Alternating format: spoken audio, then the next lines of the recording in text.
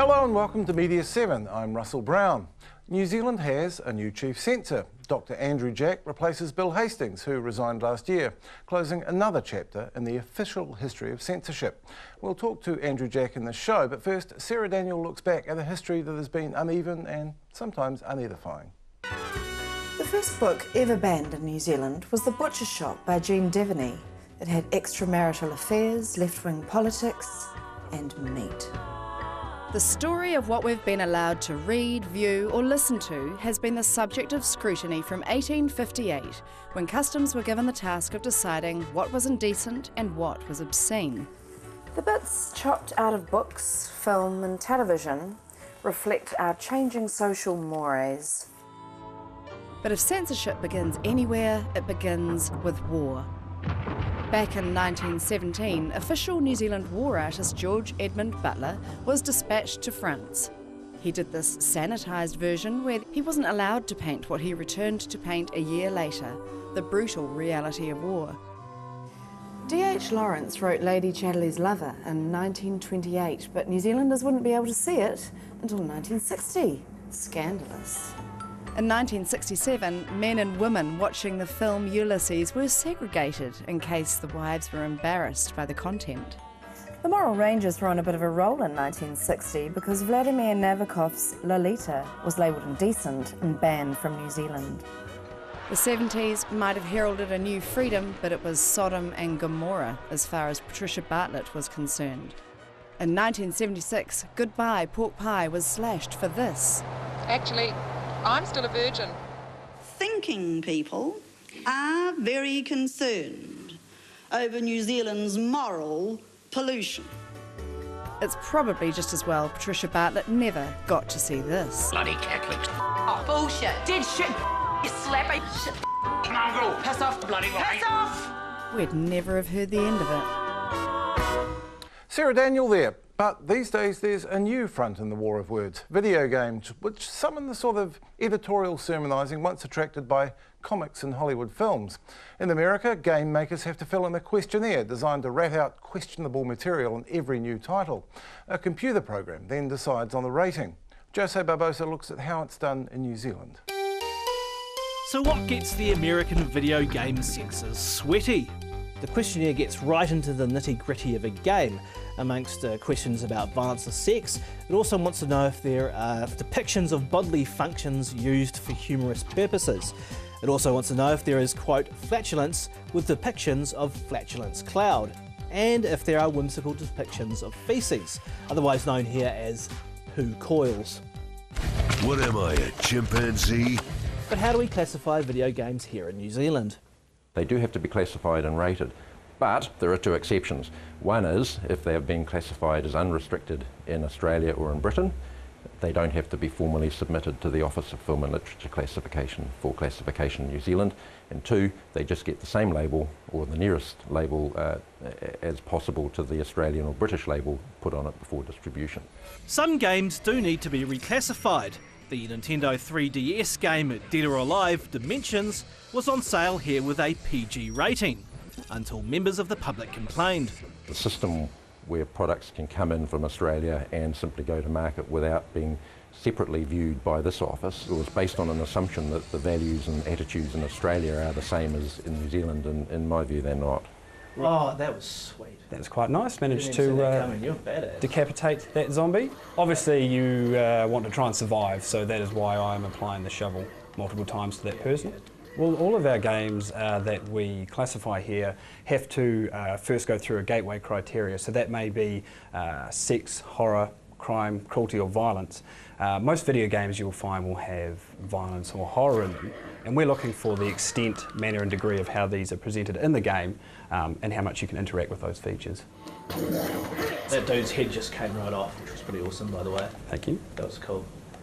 We may examine for the better part of a day, say 5 hours worth of gameplay, and in that time we get the idea of what the dominant effect will be of the game in general.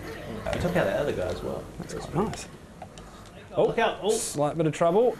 In general, you're looking for something that's so extreme it goes beyond the point where entertainment is no longer a factor. Things like inflicting harm becomes so malicious or so malevolent that you there is no reasonable grounds as to why that would be entertaining, or whether that is something that people can contextualise without it having a long-term detrimental effect. I think as far as... Scrappy new, game over. Oh, game over. Oh man, there you go. That's great, man. Thanks for that, Hamish. I really You're welcome. appreciate it. Might just... Can I have a go? Yeah, absolutely. That's cool. Sorry, go for it. Cool, that's great. Can you... I don't know, I could do... Anyone do like rolls or something? Can you get us some rolls? And maybe just a Coke, actually? Yeah, sure, no problems at all. Thank Yeah, you. no worries. Shall I take care of that now? The front. Yeah, if you could just... No worries. Jump to anything else I can get you? Yeah, no, that's good, that's good. Watch the... Yeah, watch the screen. Thanks, Hamish. Oh my God. Looks like a dream job, doesn't it? I'm joined now by one of the men you just saw there, the new Chief Censor, Dr. Andrew Jack. Welcome. Thank you. Now, your predecessor was always very clear that his job was simply to, quote, apply the law as written. Do you feel the same way? I do. The law is very prescriptive about what's objectionable and what's not, and I think that's been designed that way, and I think it's very important to make sure that the law is applied completely dispassionately. So it's prescriptive rather than philosophical? I think there's a philosophy underlying it, but in terms of the test, it is very prescriptive and deliberately so. And yet Bill Hastings also complained that video games, as we just saw there, are impossible to apply the law to. Is it really that bad? Well, I think video games are not what they used to be.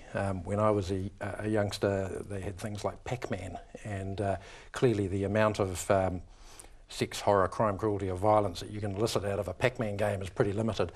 Now though, they are much more graphic, so I think the rules that were written some time ago for video games really do need to be explored and revised to bring them more in line with the way that films and DVDs are treated. Do you think the law needs to look at overall? Because it does seem a bit odd that there are so many different standards pertaining to different forms of media, even the same media going through different retail channels.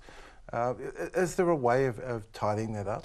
I think there is, and I think there is clearly a need to look at all of that with some urgency, actually. I think the public find it very confusing when the products that they see on the movies or on DVD carry one label, and the products that they see, for example, on television have a different label or no label, and that the processes that you use for voicing concerns around those labels or ratings are different depending on which medium the program's delivered by. Because it is quite extraordinary in an age where we can see all but the most extreme and objectionable material on the internet, and yet something to go into a DVD store, even if it's already screened on television, needs to be separately classified. What prospect is there of a single rating system? Oh, I think it's an issue that is very live, and I think it's an issue that will be sorted out. But I think there's general agreement across most of the players in the media regulation market, if you like, that that's an important issue that does need to be resolved. Otherwise, the inconsistency between the way programs or content is dealt with according to medium is just going to become more and more apparent, and people are going to become more and more confused by it. And I think the public deserve and need a consistency of treatment of all the audiovisual product, irrespective of medium. Now, there's one area that really does fall outside the very clear prescriptions of the law, and that's the fee waiver for classification, which some people get and some don't. And it's a 75% discount on getting a rating. And I know this is a concern for people who distribute niche material. That is a very big area of discretion for the Censor's office, isn't it? It is, although arguably it's not a bigger area of discretion. The maximum fee waiver that we are allowed by law to grant is 75%. Which is the difference between $1,000 and $250. It is, but in some instances, I think you could make a case that $250 is still too much to pay. So one of the in addition to the issue we were talking about before of treating like material the same across different mediums, I think the other thing we need to look at is how the fee basis actually works and how the system is actually funded. Quite clearly the current system doesn't meet the needs of commercial distributors, and that's something I'm keen to have an early look at. Now, you'll know that over the history of censorship in New Zealand, we've veered from being world leading, say with the 1963 Indecent Publications Act, which was an example to the world, and being completely dysfunctional. Where do we sit at the moment compared to similar regimes around the world? Oh, we're world leading, absolutely. You would say that, though, wouldn't you? I think while there are clearly things that we need to do to improve the system, there always is. Any system never is perfect. It's always a matter of staying on the journey and working towards making things better and meeting changing attitudes and values in the community and so on. So you can never rest on your laurels and think we've got there. So in that sense, I guess our system is not perfect, but I think it has got some real strengths. One of which is the very prescriptive test for what accounts for what amounts to objectionable material. I think that's a real strength. Another one is the fact that the decision around ultimately what is objectionable or not rests with an independent creature of statute, so it's not resting with anyone with a vested interest in the distribution of product or with any of the perhaps quite extreme groups like the Patricia Bartlett clip that you showed before. And I think that's another real strength. So at the end of the day, I'm accountable to Middle New Zealand, to the community out there, to make sure their attitudes and values are reflected in the decisions that the Classification Office makes. I have to briefly take you up on that. You referred to extreme groups. Patricia Bartlett's group is still around, the SPCS. Do they play a helpful role in this process? Any extreme group plays a role, an important role. They express a view at the far end of the spectrum, whether it's at the far end of the spectrum in terms of conservatism, or whether it's at the far end of the spectrum in terms of liberalism, you know, the no censorship camp.